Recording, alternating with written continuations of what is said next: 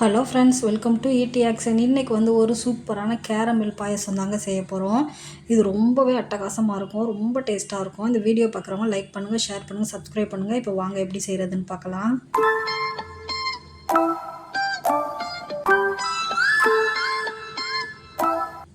இப்போ வந்து கேரமல் பாயசம் செய்கிறதுக்கு வந்து நம்ம வந்து ஃபஸ்ட்டு ஒரு பாக்கெட் பால் எடுத்து காய்ச்சி வச்சுக்கிறலாம். இப்போ பாருங்கள், நான் ஆரஞ்சு கலர் பாக்கெட் தாங்க எடுக்கிறேன். அது நல்லா நம்மளுக்கு திக்காக இருக்கும். இப்போ வந்து இந்த பாலை வந்து நம்ம வந்து காய்ச்சி எடுத்துக்க போகிறோங்க. அதாவது ரொம்பலாம் காய்ச்ச வேண்டாம். நம்ம பொங்கி வந்து லைட்டாக கொதி வந்தால் போதும், இறக்கிடலாம். இங்கே பாருங்கள், பொங்கி வருது பாருங்கள். பாருங்கள், பொங்கி வந்து லைட்டாக கொதிக்குது, போதும். இப்போ நம்ம இந்த பாலை வந்து இறக்கி வச்சுட்டு இப்போ நம்ம வந்து சேமியா வறுத்துக்கிறலாங்க.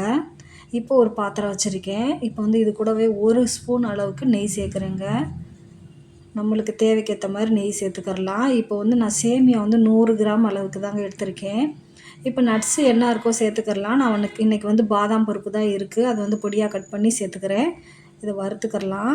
இது ரொம்ப வறுக்க வேண்டாம், லைட்டாக வறுபடையிலே நம்ம சேமியாவும் சேர்த்து வறுத்துடலாங்க. இதில் இங்கே பாருங்கள், நம்ம பாயாச சேமியான்னு தான் வாங்கியிருக்கேன். 100 கிராம் அளவுக்கு எடுத்திருக்கேங்க. ஒரு பாக்கெட் பாலுக்கு 100 கிராம் அளவு சரியாக இருக்கும். இப்போ இந்த பாதாம் லைட்டாக வறுபட்டுருக்கு, அது கூடவே சேர்த்து இதை நல்லா வறுத்துடலாம். இது வந்து நம்மளுக்கு வந்து கலர் நல்லா மாறி வந்துடணுங்க. நல்லா ப்ரௌன் கலரில் வர்ற வரைக்கும் நல்லா வறுத்துடணும். இங்கே பாருங்கள், நல்லாவே வறுபட்டுருச்சு. நல்லா ஒரு 2 நிமிஷம் வந்து சிம்முலேயே வச்சு வறுத்துட்டேன். நல்லா வறுபட்டுருச்சு. இப்போ வந்து நம்ம பாயாசம் செய்கிறதுக்கு ஒரு பாத்திரம் எடுத்திருக்கேங்க. இதில் வந்து நம்ம ஃபஸ்ட்டு கேரமல் பண்ணிக்கிறலாம். ஒரு 3 டேபிள் ஸ்பூன் அளவுக்கு சீனி சேர்க்குறேங்க, அதாவது சர்க்கரை சேர்க்குறேன். சேர்த்து வந்து அடுப்பு வந்து ரொம்ப சிம்மில் இல்லாமல் ரொம்ப ஹையில் இல்லாமல் மீடியம் ஃப்ளேமில் வச்சுருக்கேங்க. அப்போ தான் நம்மளுக்கு வந்து சீக்கிரத்தில் மெல்ட் ஆகும். சிம்மில் வச்சாலும் லேட் ஆகும். இங்கே பாருங்கள், மீடியம் ஃப்ளேமில் வச்சு இப்போ நம்மளுக்கு வந்து கேரமல் ரெடி ஆகிடுச்சு பாருங்கள். இங்கே பாருங்கள், இந்த மாதிரி நுரை கூட்டி வருங்க. அப்போ வந்து நம்ம வந்து அடுப்பு நல்லா சிம்மில் வச்சுட்டு லைட்டாக கொஞ்சம் தண்ணி சேர்த்துக்கிறலாம். தண்ணி சேர்த்துட்டா நல்லா கலர் கிடைக்கும்.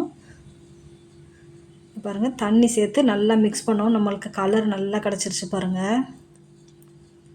அவ்வளோதாங்க. இப்போ வந்து லைட்டாக கொதி வர ஆரம்பிக்குது அந்த கேரமில்லு. நம்ம காய்ச்சி வச்சுருக்க பால் அது கூடவே சேர்த்துக்கிறலாம்.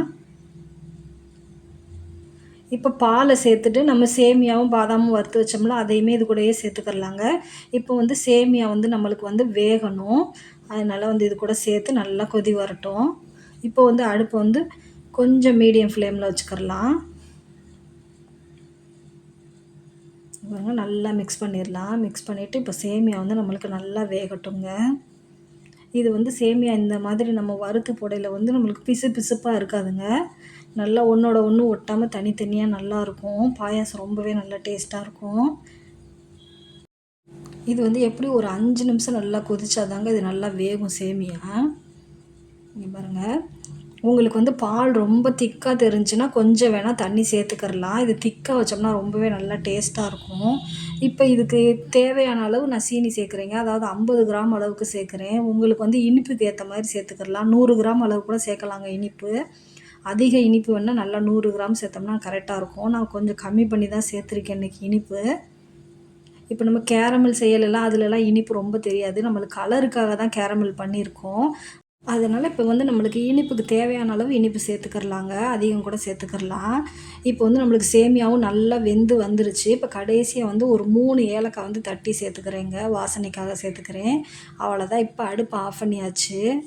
ரொம்பவே சூப்பரான கேரமல் பாயசம் ரெடி ஆயிடுச்சு பாருங்கள். இது நேராக நேராக இன்னும் திக்னஸ் ஆயிருங்க.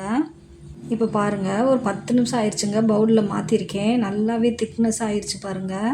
ரொம்பவே நல்லா இருக்குங்க. இதே போல் இப்படியே சாப்பிட்றதுக்கு ரொம்ப நல்லா டேஸ்ட்டாக இருக்கும். நீங்கள் தேவைப்பட்டால் இன்னும் கூட பால் கொஞ்சம் தேவைன்னா சேர்த்துக்கிறலாங்க. ரொம்பவே சூப்பரான கேரமல் பாயாசம் ரெடி ஆயிடுச்சு ஃப்ரெண்ட்ஸ். இதே போல் நீங்களும் ட்ரை பண்ணி பாருங்கள். எப்படி இருந்துச்சு நம்மளுக்கு கமெண்ட்டில் சொல்லுங்கள். தேங்க்யூ ஃபார் வாட்சிங்.